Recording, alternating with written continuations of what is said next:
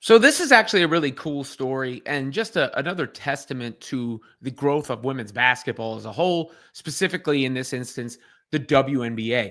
We've talked about the WNBA expansion, and we know it has already expanded. You've got the Toronto Tempo and the Portland franchise, and obviously the Valkyries begin play this year.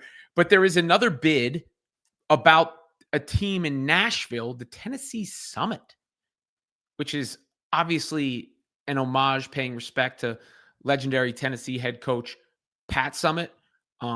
Well deserved, well earned, appropriate, and almost makes me think that the bid is going to come through. It is Bill Haslam, who is the majority owner of the Nashville Predators, but he has paired up with some pretty big names here as part of the bid, as part of the group to get this done, and they have Tennessee ties.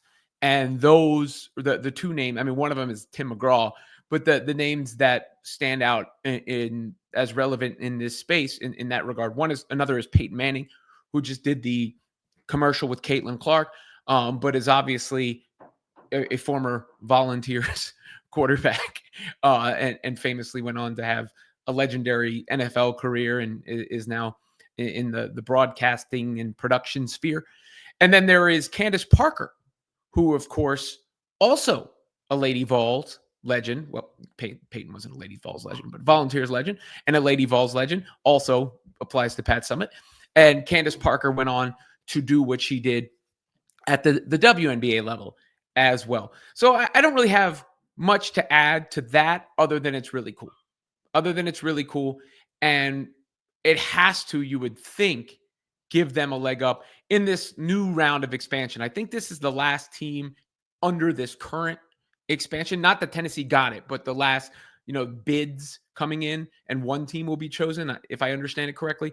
So you had the Valkyries, Toronto, Portland, and then I think it will be this team that would round it out and finish off the group of this current expansion. But regardless, really cool story.